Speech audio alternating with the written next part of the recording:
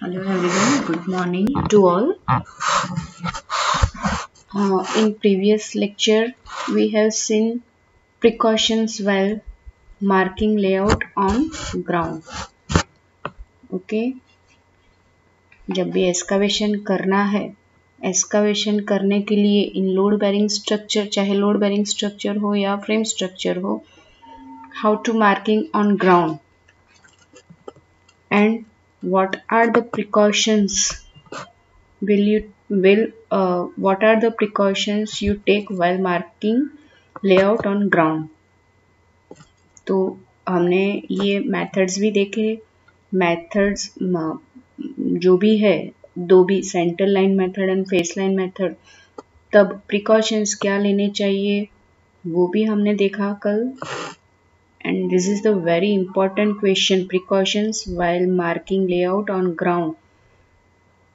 हर एक पेपर में आया है ये question. Okay, so today we will start topic number 2, earthwork. There are 3 topics in unit 2, 3 main topics in unit 2. First topic हमने complete कर दिया है, job layout. Second topic will start from today's session, earthwork. Okay, so first of all, what is earthwork? earthwork का मतलब क्या है? earthwork means क्या? इन general वे में मैं अगर आपको बताऊं तो अर्थवर्क का मतलब है मिट्टी से होने वाले काम.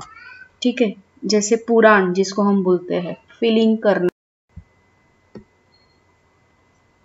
मिट्टी की पूरी दीवार बनाना या पुराण करना, फिलिंग करना, जो भी मिट्टी से जो भी हम काम करेंगे उसको हम क्या बोलेंगे in general way, not in civil language, earthwork. Okay, अब इन सिविल टर्म में मैं आपको अगर बताऊं तो earthwork means what.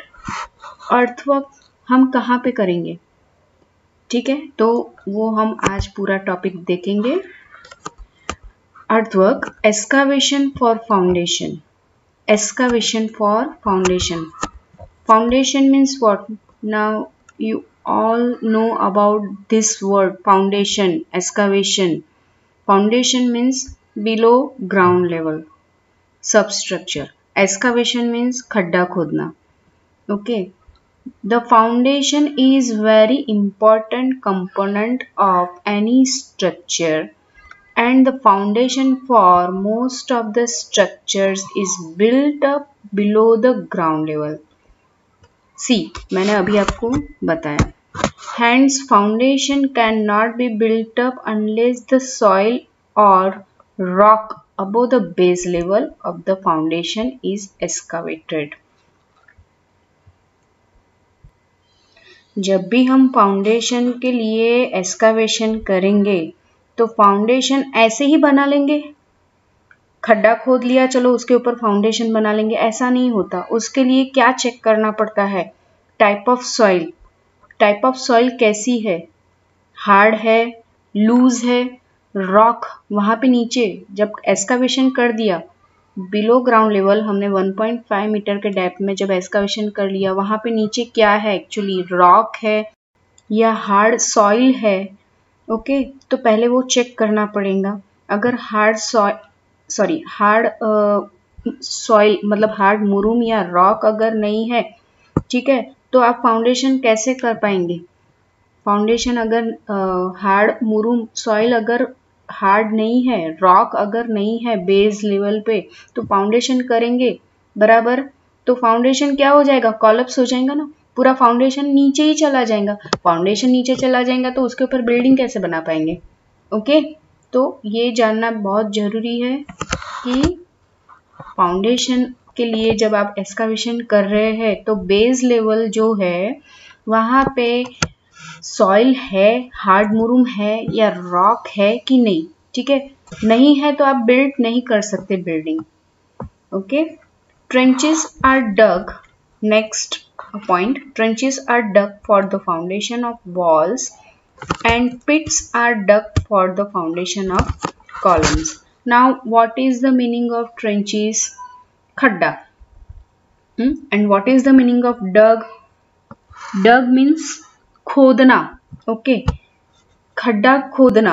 Okay, walls के लिए, फाउंडेशन के लिए हम क्या करेंगे इन लोड बेरिंग स्ट्रक्चर? फिर से ये लोड बेरिंग स्ट्रक्चर आ गया. फाउंडेशन के लिए हम वॉल बनाएंगे. ओके, एंड फ्रेम स्ट्रक्चर के लिए हम क्या करेंगे? कॉलम एंड फुटिंग्स बनाएंगे. तो जब फाउंडेशन बना मतलब वॉल बनाने के लिए जब हम फाउंडेशन के लिए खड्डा खोदेंगे, ओके, एंड कॉलम फुटिंग बनाना है फाउंडेशन में, ठीक है, तो हम क्या करेंगे? फाउंडेशन के लिए कॉलम फुटिंग अगर बनाना है तो कॉलम के लिए हम खड्डा खोदेंगे. ठीक है. एक्सकावेशन फॉर ट्रेंचेस और pits is usually done by hand tools. Excavation करना है, बराबर, खड्डा जब खोदना है, ट्रेंचेस अगर खोदने हैं, पिट्स का मतलब भी वही है, खड्डा. पीट है या एक्सकावेशन है या ट्रेंचेस है, उसकी मीनिंग क्या है? खड्डा. खड्डा अगर खोदना है, ठीक है, तो हैंड टूल्स के हेल्प से हम क्या करेंगे? पूरे पिट्स नहीं तो ट्रेंचेस को डग करेंगे. ठीक है. But for large scale work of foundation the excavation is done by mechanical trench diggers. अब स्मॉल लेवल पे तो हैंड टूल से हम खड्डा खोद सकते हैं, ठीक है, लेकिन अगर large scale work of foundation है तो उसके लिए हमें क्या यूज करना पड़ेगा? Mechanical trench diggers. Mechanical tools रहते हैं, ठीक है, इंस्ट्रूमेंट रहते हैं, मैकेनिकल टूल्स इंस्ट्रूमेंट, जिसके हेल्प के थ्रू आप लार्ज स्केल पे एक्सकावेशन कर सकते हैं. Okay. Now next point, the depth of trench or pit.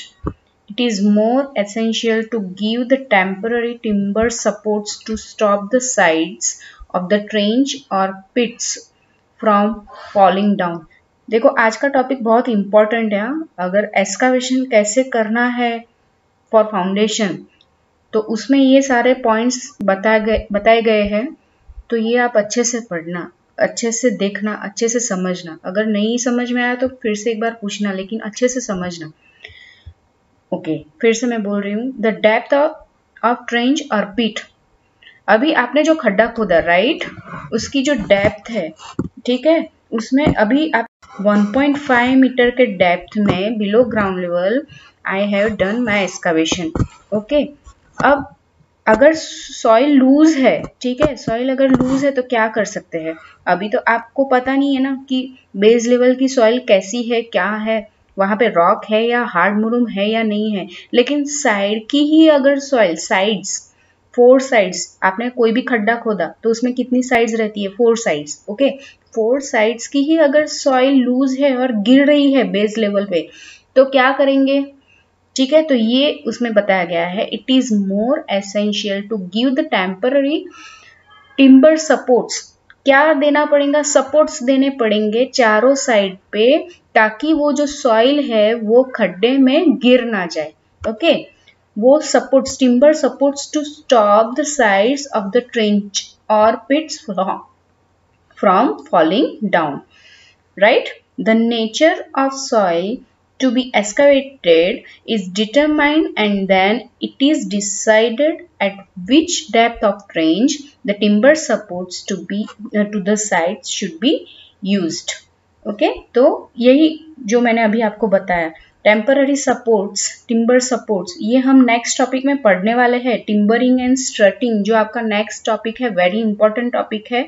उसमें हम पढ़ेंगे कि टेम्पररी सपोर्ट, टिम्बर सपोर्ट कैसे दिया जाएगा. Which are the methods to be applied for temporary supports in excavation? Okay, तो ये पॉइंट समझ के लेना. The nature of soil, अब वो सॉइल के नेचर के ऊपर डिपेंड करता है, बराबर है, कि जब आप एक्सकावेशन कर रहे हैं तो डेप्थ जो है एक्सकावेशन का तो कितना है, और 1.5 मीटर के जैसे मैंने बताया कि हम 1.5 मीटर तो मिनिमम डेप्थ करेंगे ये एक्सकावेशन के लिए। तो अगर टिम्बर सपोर्ट्स अगर साइड्स को दिया तो बहुत ही बहुत ही यूजफुल है, देना ही पड़ेगा टिम्बर सपोर्ट्स, नहीं तो वो साइड्स में के जो सॉइल है वो पूरे खड्डे में गिर जाएंगे, right. Okay, next point, for soft soils the sides of the trench और pits are supported for their full depth. अभी इसमें क्या बताया गया है, अगर नेचर ऑफ सॉइल, अभी आपको पता चल गया कि भाई यहाँ पे मैंने एक एस्कावेशन किया है, एस्कावेशन के थ्रू सॉइल जो है वो बहुत लूज है, सॉफ्ट है, और पूरे साइड्स गिर रहे हैं मेरे खड्डे में, तो मैं जो चारों साइड से जो खड्डे के चारों साइड से मैंने जो सपोर्ट्स दिया है तो फुल डेप्थ तक देना पड़ेगा। जैसे मेरा 2 मीटर तक डेप्थ है, या समझो 3 मीटर तक डेप्थ है फाउंडेशन का, या समझो मिनिमम 1.5 मीटर तो डेप्थ रहता ही है फाउंडेशन के लिए, ठीक है। तो उतने डेप्थ तक आपको क्या करना पड़ेगा, टेम्पररी सपोर्ट्स देना पड़ेगा साइड, टोटल 4 साइड्स पे। Okay, the sides of trenches of pits in clay soil do not usually need support for depth up to 1.5 metre in dry weather। Okay, dry weather जब है, मतलब soil अगर loose नहीं है, बराबर है,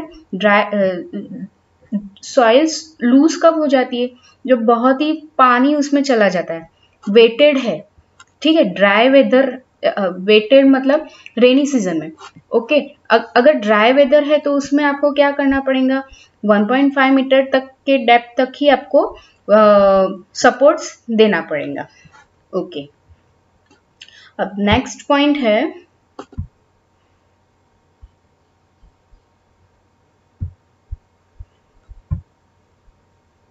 the purpose of temporary timbering supports to the excavated trenches or pits are to uphold the sides of the excavation so as to avoid collapse of sides which might be dangerous for the person working in the trench or pits। Main purpose क्या है temporary timbering supports excavation में, हम जो चारों sides में put कर रहे हैं, टेम्पररी सपोर्ट्स दे रहे हैं चारों साइड्स में, लकड़ी के तख्ते जिसको हम टेम्पररी टिम्बरिंग सपोर्ट्स बोल रहे हैं, ठीक है। तो वो देने का मेन पर्पस क्या है, अगर समझो खड्डे में कोई पर्सन काम कर रहा है तो उसके ऊपर अगर साइड्स गिर जाएंगी तो कितना डेंजरस हो सकता है, बराबर। तो वो अवॉइड करने के लिए जो 4 साइड्स है वो गिर ना जाए, वो कॉलप्स ना हो जाए, वो अवॉइड करने के लिए हम क्या करेंगे, टेम्पररी टिम्बरिंग का सपोर्ट्स देंगे चारों साइड्स में। Okay, now next point, timbering is used along with the few struts called as horizontal members fixed across the width of the trench or pits as possible as it protects ease of working in the trench।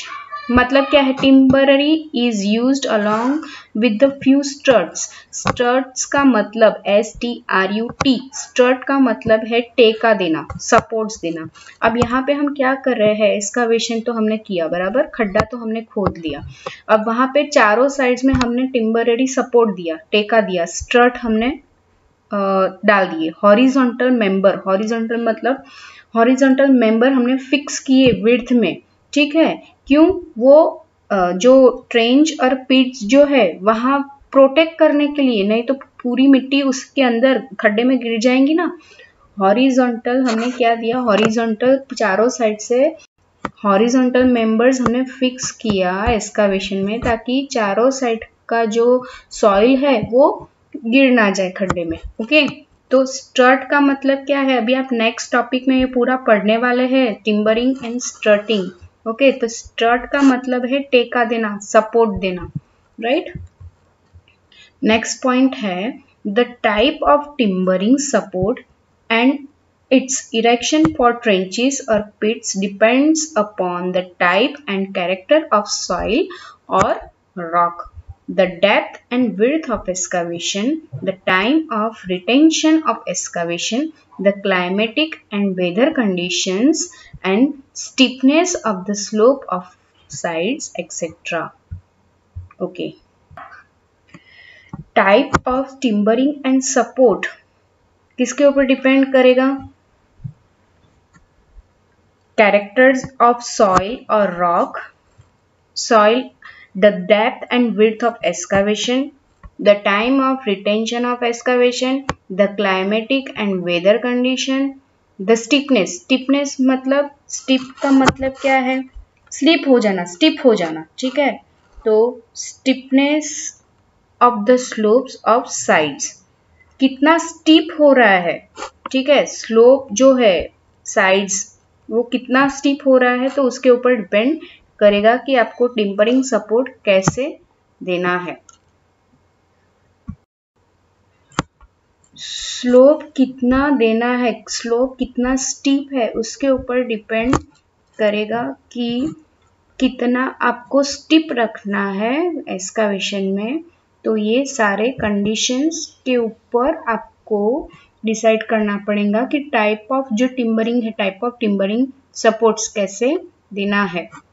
तो next point for earthwork, for shallow foundation if soil consist of hard मुरूम it do not need any support for the excavation of trenches or pits। मतलब shallow foundation है तो वहां पे, और उसमें भी हार्ड मुरूम अगर है, टाइप ऑफ सॉइल हार्ड मुरूम है, तो वहां पे आपको सपोर्ट्स देने की, ट्रेंचेस और पिट्स में सपोर्ट्स देने की कोई जरूरत नहीं है।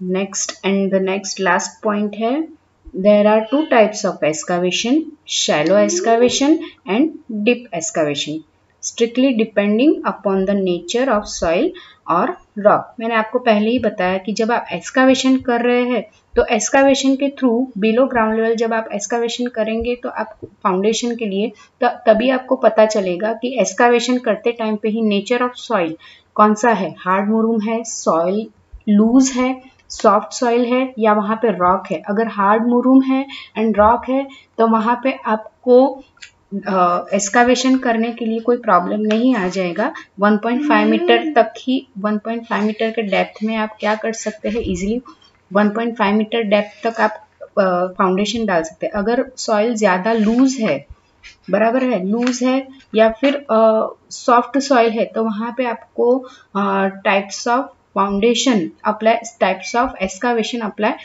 टाइप्स ऑफ पूरा शैलो एक्सकावेशन नहीं, टाइप्स ऑफ फाउंडेशन वहां पे आपको अप्लाई करना पड़ेगा, ठीक है?